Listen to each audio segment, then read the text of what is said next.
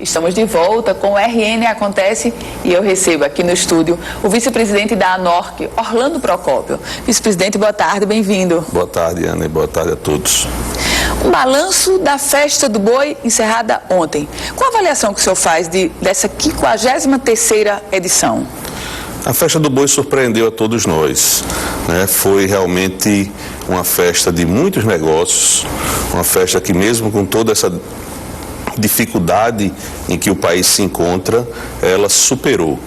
E isso sempre é esperado, porque a Festa do Boi, ela é uma tradição, né? O Estado já é carente de eventos como esse, então o Rio Grande do Norte se prepara para fazer essa grande festa. E ela acontece de forma natural e sempre cada vez melhor. Vice-presidente, a gente sabe que esse ano a Festa do Boi teve um problema, que foi aquela interrupção, aquela suspensão devido ao ABITSE. Que tipo de reflexo trouxe para o evento aquele episódio? Infelizmente, esse episódio realmente trouxe uma frustração, né, para a festa, principalmente para as famílias, né? As crianças, você via a tristeza no rosto dos familiares do lado de fora do parque, querendo entrar e sem poder. Então eu acho que ninguém pensou as consequências que uma atitude daquela poderia acontecer, e infelizmente aconteceu.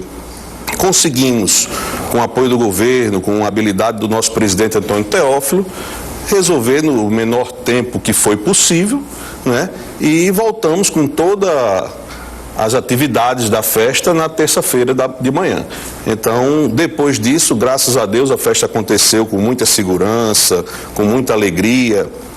Tivemos o cuidado de prorrogar a festa até o domingo, exatamente para compensar, né, a perda da segunda-feira. Enfim, eu acho que a ANORC fez o que foi possível fazer para diminuir essa tristeza na população do Rio Grande do Norte, principalmente na população aqui de Parnamirim.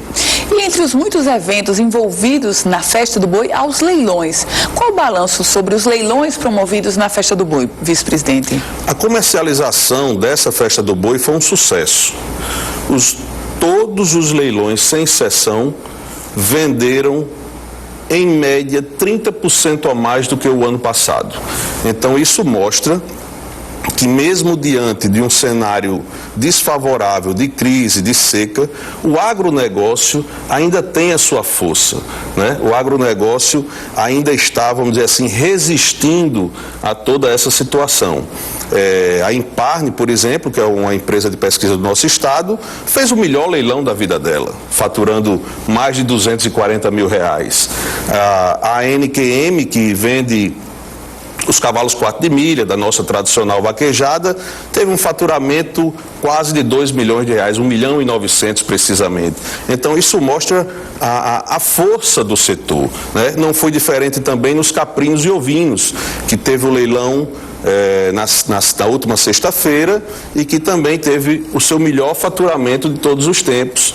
Então isso, e além disso, Ana, houve uma comercialização nas baias, nas argolas dos bovinos, na própria Coreia dos animais de menores valores agregados, dos mestiços. Houve uma comercialização muito maior do que a do ano passado, por incrível que pareça. Agora, vice-presidente, não soa contraditório essa comercialização, esse aumento de 30% no movimento dos leilões, quando o nosso estado, o Rio Grande do Norte, vive um ano de seca, um ano de drama, de gravidade para o próprio setor agropecuário? A que o senhor acredita? Eu vou mais direto. O empresariado está investindo mais, está persistindo ou, na verdade, é uma tendência esse crescimento? Eu acho que não podia ser diferente, porque é nessas dificuldades econômicas que o setor tem que mostrar sua capacidade de pujança e aí fazer novos investimentos. A nossa crise hídrica da seca, ela é uma coisa que já se está acostumado, né? A nossa preocupação é com a crise dos grandes reservatórios a nível de água para a população, de abastecimento da população rural. Esse é que eu acho que é muito preocupante e os governantes, estadual, federal, têm que realmente se preocupar. Quando se fala do agronegócio, você veja que no Brasil é o agronegócio que vem segurando esse desmantelo, né? Então, aqui no estado não é diferente. Você tem fazendas que vão ampliando a sua área de irrigação aonde pode, você vai tendo ensinamentos da Imparne, da Emater, de você plantar palma de forma melhor, de você fazer sua reserva com silagem. Então, tudo isso faz com que o nosso agronegócio se torne cada vez mais profissional. E, uma vez isso acontecendo, o criador não pode parar de investir, né?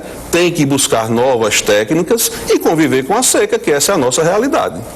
Esse ano a Festa do Boi teve inclusive uma audiência pública promovida pela Assembleia Legislativa do Rio Grande do Norte. Como é que o senhor tem acompanhado essas mobilizações e movimentações políticas dos gestores, os detentores de mandato, para tentarem conter ou buscar um apoio maior do governo federal para o produtor, Orlando?